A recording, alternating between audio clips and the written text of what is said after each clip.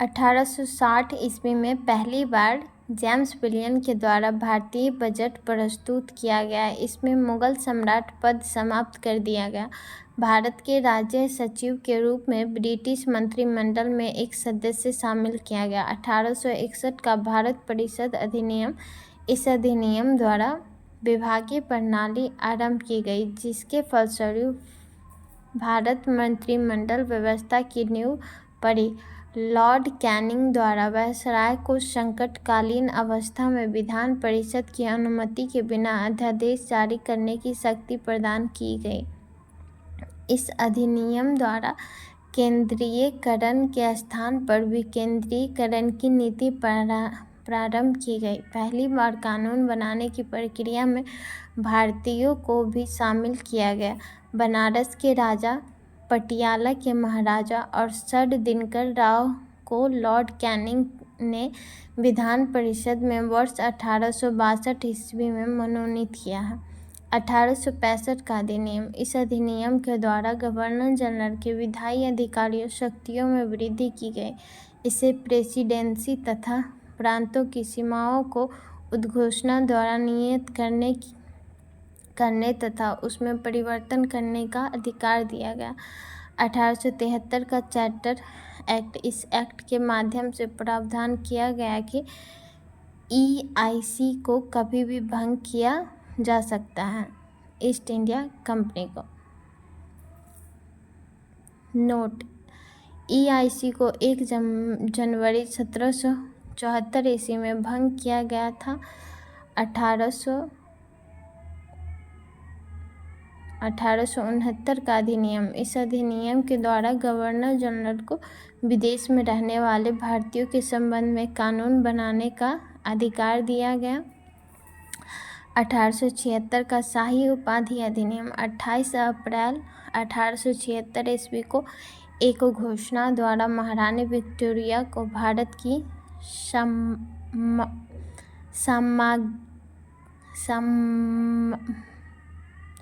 साम्राज्ञी घोषित किया गया।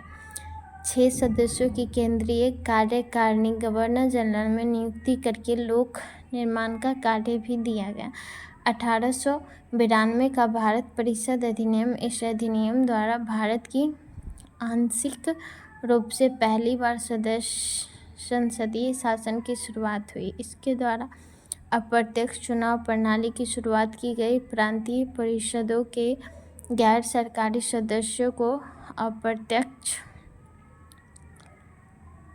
रूप से निर्वाचित किया गया था। विधानमंडल के सदस्यों को बजट पर वाद विवाद करने की, प्रश्न पूछने का अधिकार प्राप्त हुआ, किंतु बजट पर मत देने व अनुपूरक प्रश्न पूछने की अनुमति दी गई। केंद्रीय विधान परिषद में सदस्य संख्या 16 से बढ़ाकर 60 कर दी गई। भारत परिषद अधिनियम 1909, मार्ले मॉन्सचेन ऐसे करके कुछ नाम है, मिंटो वायसराय सुधार अधिनियम, सर अरुंडेल समिति की रिपोर्ट के आधार पर इसे फरवरी 1909 में पारित किया गया। यह अधिनियम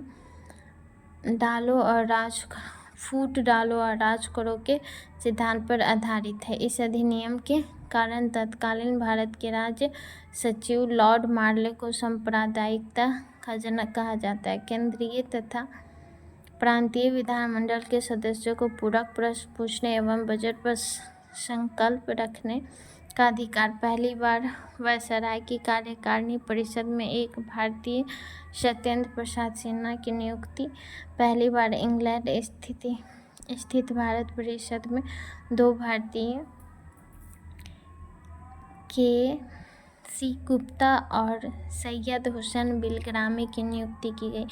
मुसलमानों के लिए पृथक मताधिकार एवं पृथक निर्वाचन क्षेत्र की व्यवस्था हुई। नोट, भारत में ब्रिटेन के सभी संवैधानिक प्रयोगों में से सबसे कम समय तक चलने वाला अधिनियम 1909 का भारत परिषद अधिनियम था। भारत शासन अधिनियम 1919, मॉन्टेग्यू चेम्सफोर्ड सुधार अधिनियम, इस अधिनियम में पहली बार उत्तरदायी शासन शब्द का स्पष्ट प्रयोग किया गया था। इसके द्वारा केंद्र में द्वितीय सदनात्मक विधायिका राज्य परिषद वर्ष कार्यकाल व 60 सदस्यों, 34 निर्वाचित व 26 मनोनीत। दूसरा, केंद्रीय विधानसभा 3 वर्ष कार्यकाल व 144 सदस्य, 104 निर्वाचित व 4 मनोनीत की स्थापना की गई। इस अधिनियम द्वारा सभी विषयों को केंद्र तथा प्रांतों में विभाजित कर दिया गया था। महिलाओं को भी मताधिकार दिया गया सीमित रूप में।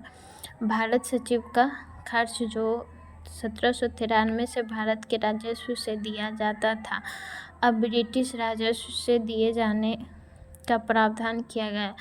लियोनेल कार्टिस का द्वैत शासन का जन्मदाता कहा जाता है, जिन्होंने इसका वर्णन अपनी पुस्तक डायरकी में भी किया है।